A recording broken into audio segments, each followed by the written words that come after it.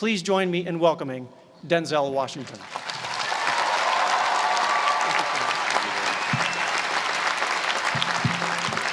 Thank you. Thank you very much.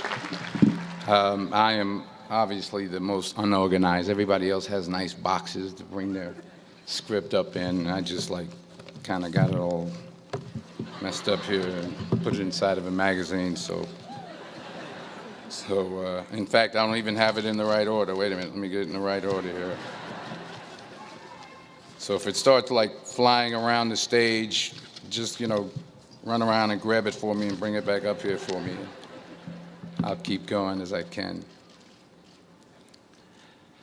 President Gutman, Provost Price, Board Chair Cohen, fellow honorees, beautiful honorees, and today's graduates.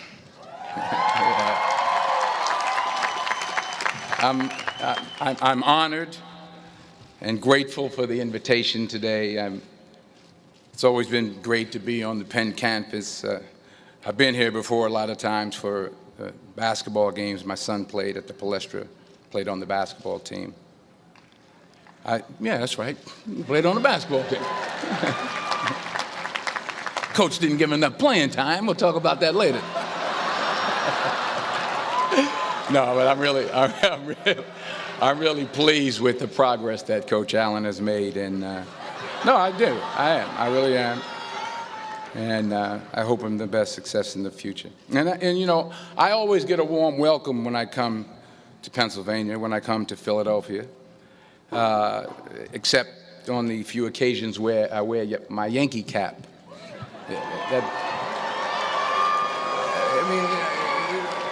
What's wrong with that? I can't suddenly just switch up and wear a Philly cap. I mean, it's like taking your life in your hands around here when you wear a Yankee cap. I'm telling you. I met a couple of guys and they were like, "Hey, we love you, Denzel, but you walking around with that hat on, we don't care who you are." So you'll be happy to see that I'm not wearing my Yankee cap today. I'm wearing my Yankee socks, my Yankee t-shirt, my Yankee jock shorts, my Yankee underwear, my Yankee toe warmers, but not my Yankee cap. But still, I'll be honest with you, I'm a little nervous. I'm not used to speaking at a graduation of this magnitude. It's a little overwhelming. It's out of my comfort zone. You dress me up in army fatigues or throw me on top of a moving train, as someone said, unstoppable, or ask me to play Malcolm X, Reuben Hurricane Carter, or Alonzo from Training Day. I can do that. But a commencement speech, it's a very serious affair, and it's a very different ball game. There are literally thousands and thousands of people here. And for those who say, well, you're a movie star, millions of people watch you and watch you speak all the time, well, that's true. That's technically true. But I'm not actually in the theater watching them watching me. I think that makes sense. I mean, I'm not there when they call for a fidget around or pull out their iPhones or text their boyfriend or scratch their behinds or whatever it is they're doing in the movie theater. But from up here, I can see every single one of you. And that makes me uncomfortable. So please, don't pull out your iPhones and don't text your boyfriend until after I'm done. Please. If you have to scratch your behind, I understand. Go ahead. I was thinking about this speech, what I should say.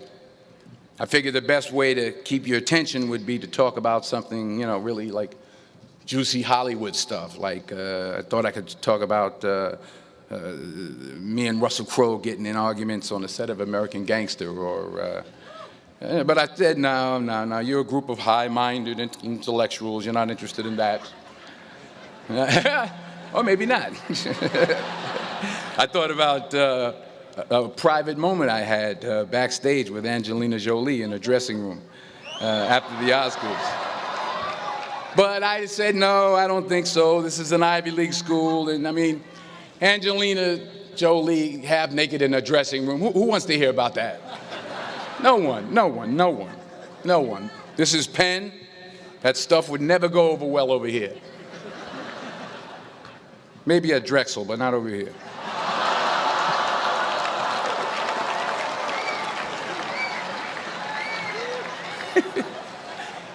Woo, I'm in trouble now. So I was back to square one, feeling the pressure. So now you're probably thinking, if it was going to be this difficult, this much pressure, why did I even accept today's invitation in the first place? Well, you know, my son goes here, that's number one. That's a good reason. And I always like to check to see how my money's being spent.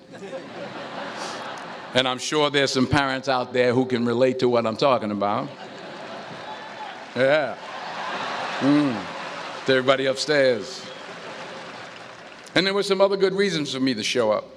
Sure, I got an Academy Award, but I never had something called a magic meatball after waiting in line for half an hour at the food truck. Yeah? Yes, I talked face-to-face with President Obama, but I never talked face-to-face with a guy named Queter who sings bad songs over at Smokes on Tuesday night. I never been to Buies. I never been to Hemos. Yes, I have played a detective who battles demons, but I've never been to a school in my life where the squirrel population has gone bananas. I mean, they're breaking in the dorm rooms, they're walking around campus. I think I saw some carrying books on their way to class. So I had to be here. I had to come. Even though I was afraid I might make a fool of myself. In fact, if you really want to know the truth, I had to come exactly because I might make a fool of myself. Now, what am I talking about? Here it is. I found that nothing in life is worthwhile unless you take risks. Nothing. Nelson Mandela said, "There is no passion to be found playing small and settling for a life that's less than the one you're capable of living." Now, I'm sure in your experiences in school and applying to college and picking your major and deciding what you want to do with life, I'm sure people have told you to make sure you have something to fall back on. Make sure you got something to fall back on, honey. But I never understood that concept, having something to fall back on. If I'm going to fall, I don't want to fall back on anything except my faith. I want to fall forward. I figure at least this way I'll see what I'm going to hit. Fall forward. This is what I mean. Reggie Jackson struck out 2,600 times in his career, the most in the history of baseball. But you don't hear about the strikeouts. People remember the home runs. Fall forward. Thomas Edison conducted 1,000 failed experiments. Did you know that? I didn't know that. Because the 1,001st was the light bulb. Fall forward. Every failed experiment is one step closer to success. You've got to take risks, and I'm sure you've probably heard that before, but I want to talk to you about why that's so important. I got 3 reasons, and you can pick up your iPhones. First, you will fail at some point in your life. Accept it. You will lose. You will embarrass yourself. You will suck at something. There's no doubt about it. And I know that's probably not a traditional message for a graduation ceremony, but hey, I'm telling you, embrace it, because it's inevitable. And I should know. In the acting business, you fail all the time. Early on in my career, I auditioned for a part in a Broadway musical. Perfect role for me, I thought, except for the fact that I can't sing. So I'm in the wings, I'm about to go on stage, but the guy in front of me, he's singing like Pavarotti. He's just, and he's just going on and on and on, and I'm just shrinking, I'm getting smaller and smaller. So they say, "Oh, thank you very much, and you'll be hearing from us." So I come out with my little sheet music, and it was Just My Imagination by the Temptations. That's what I came up with. So I hand it to the accompanist, and she looks at it and looks at me and looks out at the director and was like, all right. So I start, I'm going to sing. I'm like, it's just my imagination once again, and then coming away with me. And I'm not saying anything, so I'm thinking I'm getting better. So I start getting into it. It was just my imagination. Running. They say, oh, yeah, thank you. Thank you very much, Mr. Washington. Thank you. So I assumed I didn't get the job. But the next part of the audition, he called me back. The next part of the audition is the acting part of the audition. Now I'm like, hey, okay, maybe I can't sing, but I know I can act. So they pair me with this guy, and again, I didn't know about musical theater. And musical theater is big, so they can reach everyone all the way in the back of the stadium. And I'm more from a realistic, naturalistic kind of acting where you actually talk to the person next to you. So I don't know what my line was. My line was, well, hand me the cup. And his line was, well, I will hand you the cup, my dear. The cup will be there to be handed to you. And I said, oh, okay. Well, should I give you the cup back? Oh, yes, you should give it back to me because you know that is my cup and it should be given back to me. I didn't get the job. But here's the thing. I didn't quit. I didn't fall back. I walked out of there to prepare for the next audition, and the next audition, and the next audition. I prayed. I prayed, and I prayed. But I continued to fail, and fail, and fail. But it didn't matter, because you know what? There's an old saying, you hang around the barbershop long enough, sooner or later you're going to get a haircut. So you will catch a break, and I did catch a break. Last year, I did a play called Fences on Broadway. Someone talked about it. Won the Tony Award. And I didn't have to sing, by the way. But here's the kicker. It was at the Court Theater. It was at the same theater that I failed that first audition 30 years prior. The point is, and I'll pick up the pace, the point is every graduate here today has the training and the talent to succeed. But do you have the guts to fail? Here's my second point about failure. If you don't fail, you're not even trying. I'll say it again. If you don't fail, you're not even trying. My wife told me this great expression. To get something you never had, you have to do something you never did. Les Brown's a motivational speaker. He made an analogy about this. He says, imagine you're on your deathbed, and standing around your deathbed are the ghosts representing your unfulfilled potential. The ghost of the ideas you never acted on. The ghost of the talents you didn't use. And they're standing around your bed, angry, disappointed, and upset. They say, we came to you because you could have brought us to life, they say. And now we have to go to the grave together. So I ask you today, how many ghosts are going to be around your bed when your time comes? You've invested a lot in your education, and people have invested in you. And let me tell you, the world needs your talents. Man, does it ever. I just got back from Africa like 2 days ago, so if I'm rambling on, it's because I'm jet lagged. I just got back from South Africa. It's a beautiful country, but there are places there with terrible poverty that need help. And Africa is just the tip of the iceberg. The Middle East needs your help. Japan needs your help. Alabama needs your help. Tennessee needs your help. Louisiana needs your help. Philadelphia needs your help. The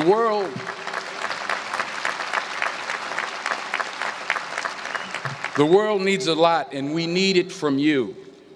We really do. We need it from you young people. I mean, I'm not speaking for the rest of us up here, but I know I'm getting a little grayer. We need it from you, the young people, because remember this. So you got to get out there. You got to give it everything you got, whether it's your time, your talent, your prayers, or your treasures. Because remember this, you will never see a U-Haul behind a hearse.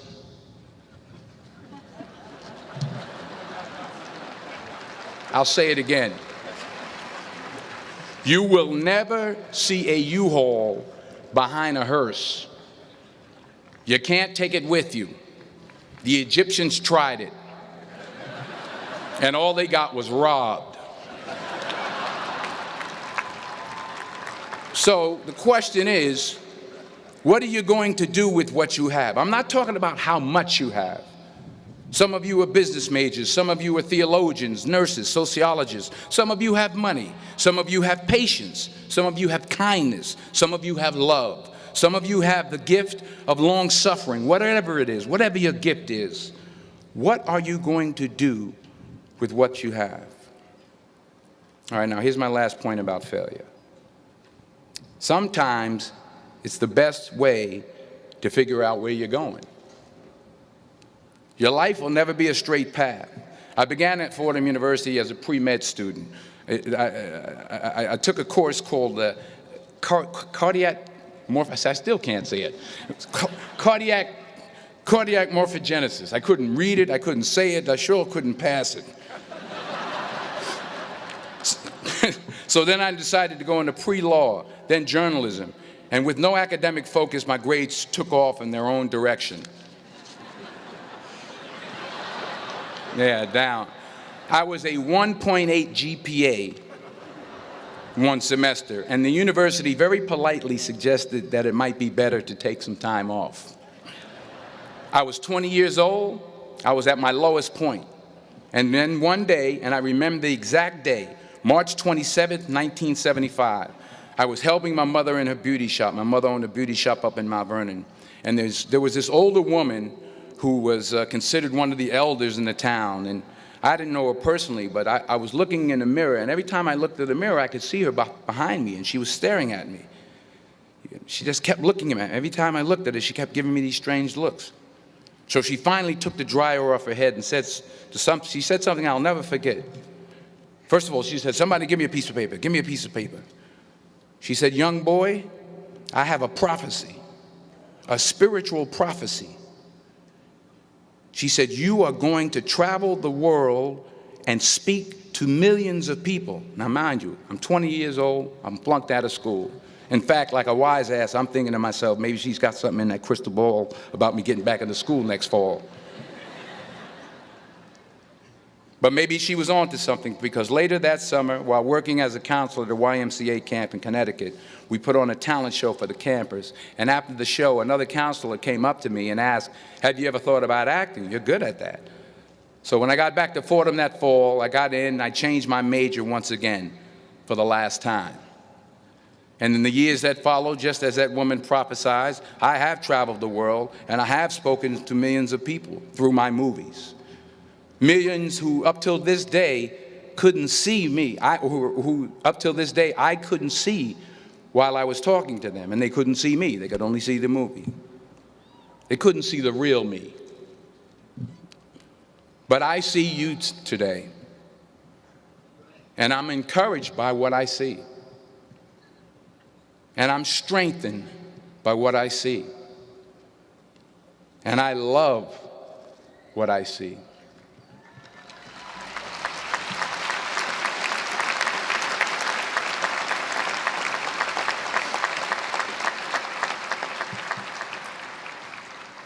One more page, and I'll shut up. Let me conclude with this one final point, and actually the president kind of brought it up. It has to do with the movie Philadelphia. She stole my material.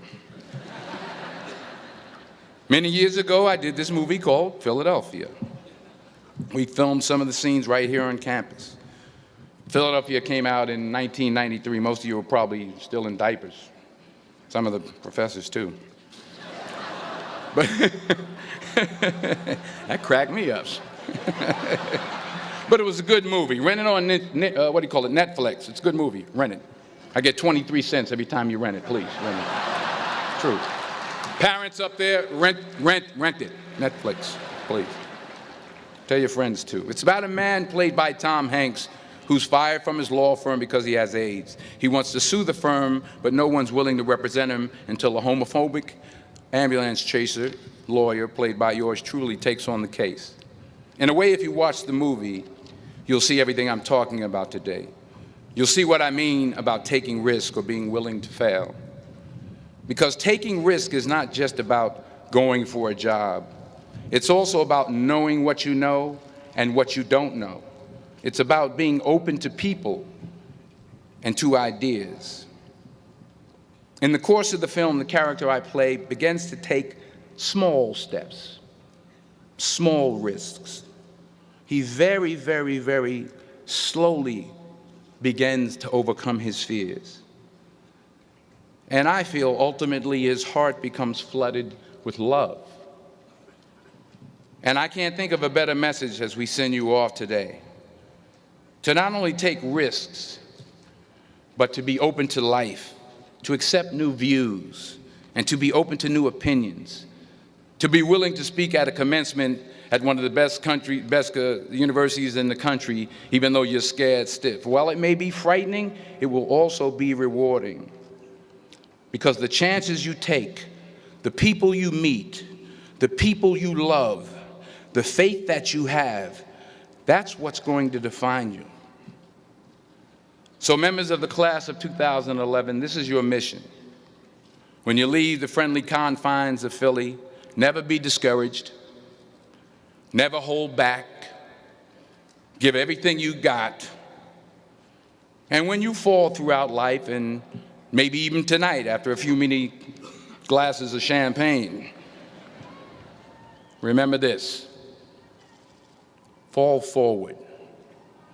Congratulations. I love you. God bless you. I respect you.